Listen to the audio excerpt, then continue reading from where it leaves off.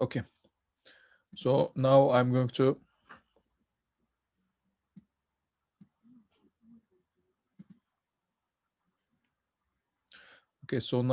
to um, add some collision detection inside my game, and just let's see how my game looks right now. So as you see, the movement is not working for some reason. Let's fix that first. Let me remove myself here. I'm going to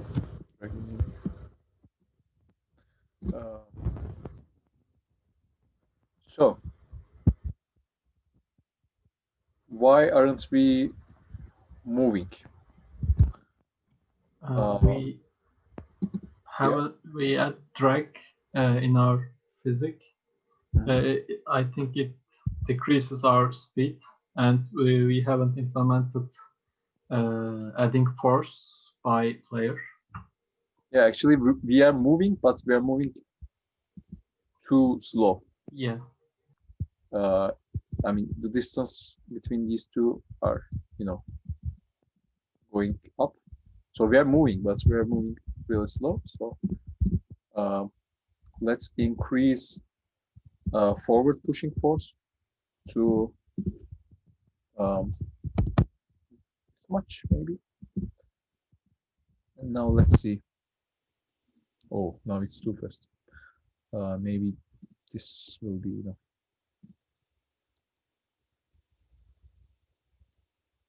Okay. Now this is better, and I can my controls are also working. But our barriers are not falling down. And actually they don't have to fall down. Maybe we can just make them, let me just choose all of them and make them on the ground like this. And I want my player to start from a little bit top like this, and also my camera should be like this. So now let's try that again. So now I am colliding, like as you see. And when I let me just check my barriers. So as you see, I have my box collider installed on them, and I have uh, my RigidBody and box collider in my play. So this is why they are colliding. Uh, and I want to somehow detect collision, and I want to disable my movement script. And first of all, I want to remove my debug logs because they're they are getting constantly called, and they are writing too much stuff in the console. I don't want that. And also I want to um, disable my movements uh, from outside of the script. So I'm going to create a new script inside my player. I'm going to hit add components, handle crash handle behavior will be the name. So this will detect the crashes, and this will detect, this will handle what to do. So now I click create an ad, and as you see under assets, now I have a new script, which is crash and handle behavior. And since it also inherited from mono behavior class, it has some lifecycle methods such as start and update. So now if I double click it,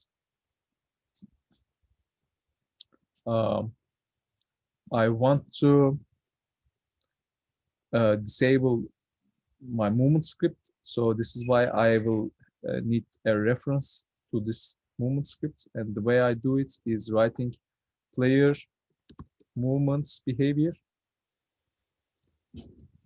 I can write it by hand, or I can use IntelliSense, and if I hit enter, it will fill the rest of it. And I will name this variable player movements behavior. Again, IntelliSense suggests me a variable name, and in C#, variable names start with lowercase letters. So this is why I'm going to choose this suggestion. And also, I want to access it from the editor, and this is why I'm going to write serialized fields on top of it. And let's go back to how that looks. As you see, crash handle behavior now wants a player movement behavior, but it's not added yet. So I'm going to add this player movement behavior to that. And this way it can access to this other script. Now I will go inside my script. And now I want to notice a collision. To do that, if we look at the lifecycle methods, there is OnTrigger and OnCollision. So I want to disable my movements at the moment of crash. So this is why I'm going to use OnCollision enter. Again, IntelliSense offers me some options. I'm going to use OnCollision enter. And when I hit the enter button in my keyboard, it feels nicely. So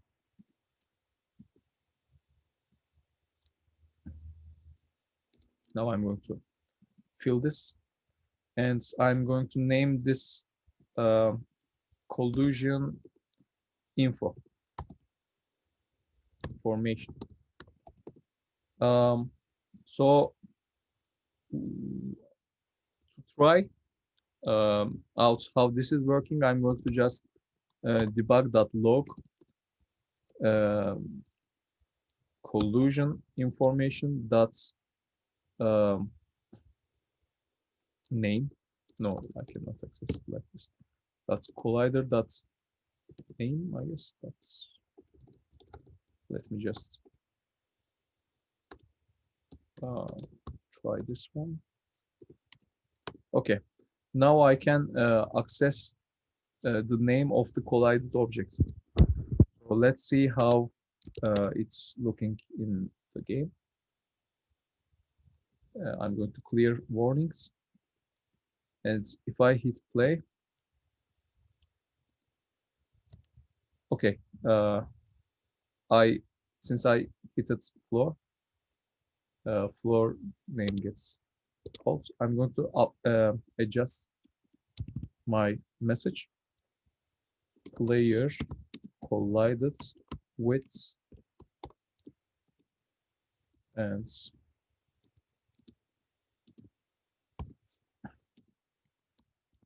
now I will go back.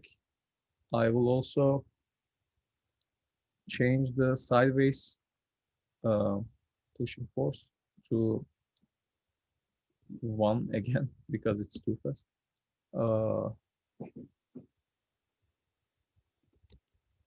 Okay, so now my player collided with floor first, and after that it collided with barrier.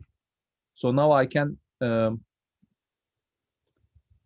access when I collide with barrier, but actually my movement is not disabled yet.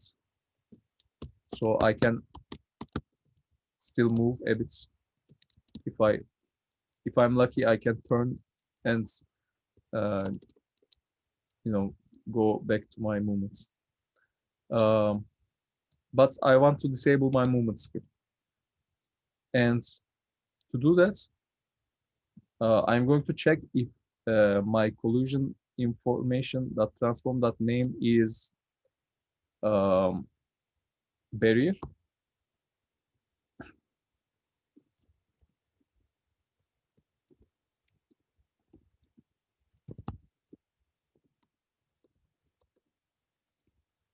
And if that's the case, I'm going to disable my movement scripts by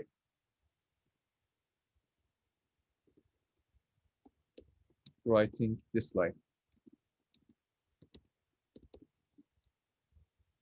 So any questions so far?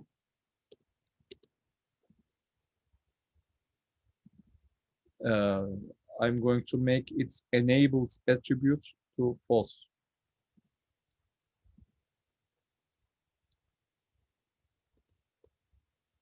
I cannot do anything else. After I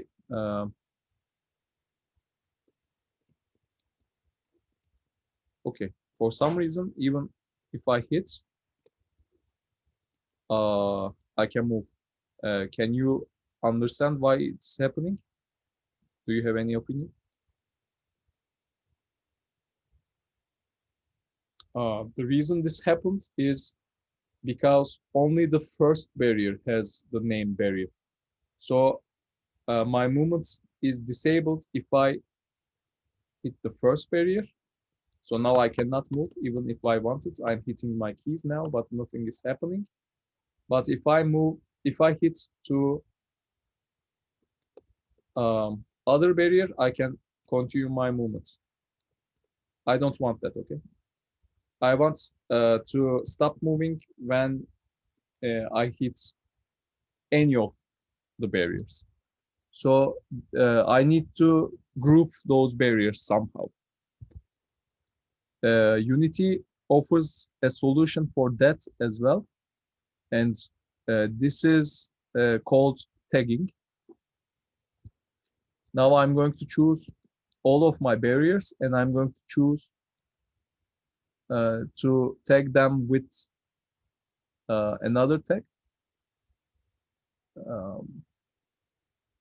I want to add a tag. So I go to under text and I click plus sign. And now I want to rename.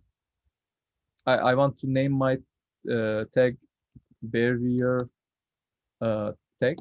Okay. Now I'm going to hit save. And now if I go to my barrier, I need to tag it with barrier tag. And now I want to choose every barrier, and I want to make them tagged with barrier tag. And I'm going to do that in one step by choosing all of them and choosing barrier tag for all of them. And now, as you see, all the barriers have barrier tag on them. Okay. And I want to control barrier tags right now. Not name, but the tag. So if I write collision information dot transform dot tag. Now I can sense when my player is collided with a barrier with the tag barrier tag, and now I can disable its movement script. Let's try this.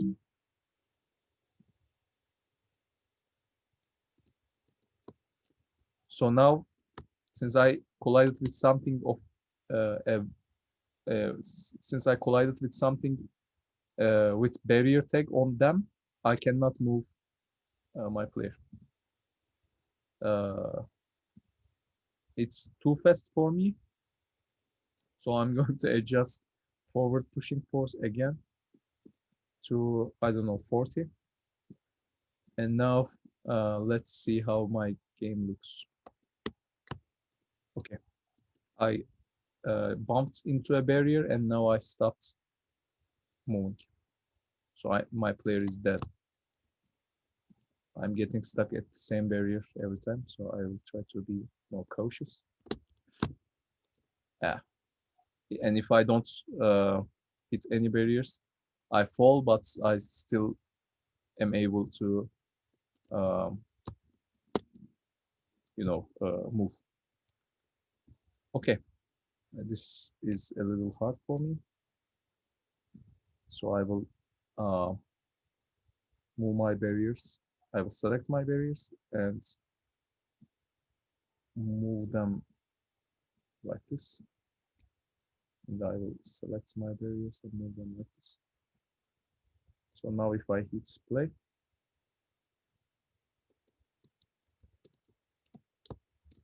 yeah, I mean, I suck at my own game, but you get the point, right? So today we have covered collision detection. We have covered tags, and tags and layers are quite similar. They both enable you to group objects, but you can imagine layers as rendering on top of each other. So layers categorize objects by the way they are rendered, by the render order. And this is why if you see layers, you can see UI layer, default layer, transparent visual effects layer, floor layer, etc. And tags categorize objects by what they do, by their behavior, by their logic, So this is why you see default tags that are, respawn, game controller, main camera, player. So if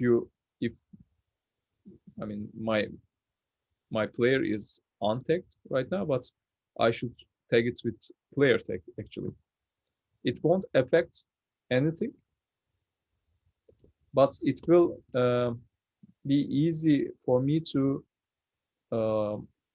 reach my player with the player tag. And as you see, main camera is tagged with main camera tag, and you can reach it by searching all the objects who have main camera tag. Since there is only one object with the tag main camera, this object will be the result of your search. So we covered collision detection, tags, layers, snapping, lifecycle methods, the difference between update and fix updates. And this is a lot of information to digest in 2 hours, 3 hours. So obviously there will be questions in your minds. If you have any, you can ask them now. Can you reopen the barrier script? I just missed the detection part. Okay, sure. Yeah, barrier script is actually inside player. I mean, Yeah. it's not a barrier script actually. It's a crash handle behavior. So, are you wondering about this? Yes, yes. We did the if else part. The if. Yeah. Thank you. Yeah. Okay. So, if okay, so a collision enter function is called with a parameter. When this gets called, collision information is transferred to the related script as well, and this collision class actually holds the game objects that you are collided with. So now this instance of collision class is called collision information. You can name it whatever you want actually, but class should be collision. And this parameter has some information. One of them is name. One of those information is tag. I can reach those information. Yeah, I mean, this resembles the object that I'm colliding with. And actually, this also has some other information in them. So let's see. Collision information dots. For instance, it can give me the impulse of collision. It can give me the number of contact points if I'm contacting from one point or like 3 different points. It can give me the count of that. It can give me the relative linear velocity of the 2 colliding objects. And it can give me the contact points. And it can give you, some useful information about the collision. But I mean, if I write collision information.transform, now it gives me the transform of the collided object.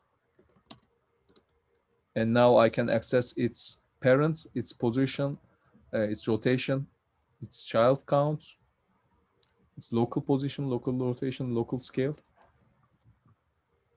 And I can access its name, its tag,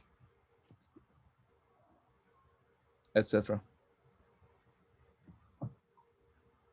So I'm accessing the property of an instance of a class. So class is collision, instance is named as collision information, and the property that I'm accessing is transform, and I'm accessing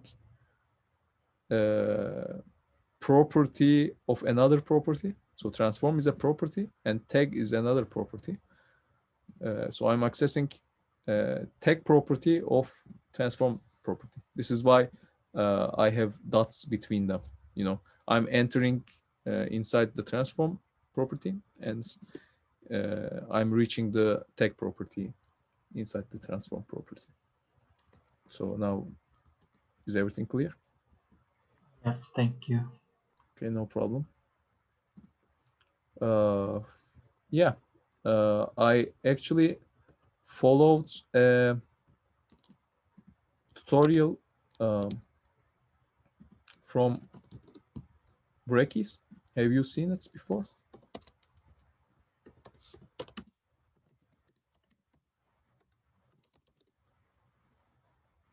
So I actually followed this tutorial up to this point. It's really basic and it covers most basic stuff. I went to details in many parts, but I'm going to just leave a link like this. Actually, let me just. Okay. Yeah, you can check this out. It's really basic, but it covers important aspects of Unity. So there will be input handling, collision detection, scripting, and lifecycle methods, etc. To give you another, I mean, clue, I'm going to actually write something, some other lifecycle method to make this even more clear. Just check player movement behavior, okay? So now, since I collided with another object, it got disabled automatically, and because of that, there's no check box. I can manually check it. Now I can, you know, make it work like this.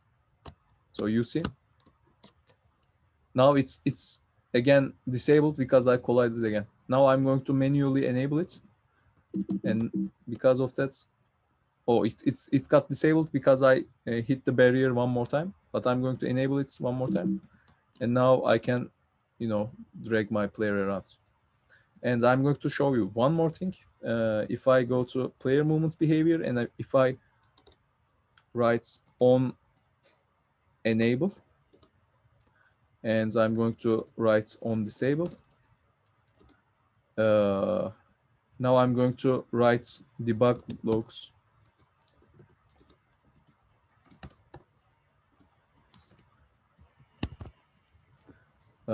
movements is enabled, and I'm going to copy that to paste movement is disabled. Okay, so if I save this and if I start my game again, if you see console, it will be, let's clear this console for warnings. So movement is disabled. You know, the on disable function got called. And if I go to player movement behavior and enable it, now movement is enabled. Movement is disabled, movement is enabled. You know, the two, I mean, there's collapse, so disabled, enabled, disabled, enabled, etc. Let's clear that, and let's go inside. Okay. Now movement is disabled since I hit to a barrier. So now I also show you how to use on enable and on disable. I mean, if you want to do something else when this script is disabled, you can write it inside on disable function. If you want to do something when this script is enabled, you can write it inside on enable function. For instance, if this is a car racing game, you can add some visual effects that go, you know, that is like a flame going to backwards. You know, when you're going forward, a flame or dust goes back. So when movement is enabled, you can create some visual effects, and when it's disabled, you can stop this dust effect from appearing in your screen, for instance. Yeah, this is all. Any other questions? I'm going to save my screen by Command S.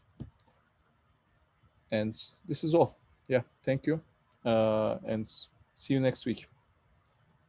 See you. See you.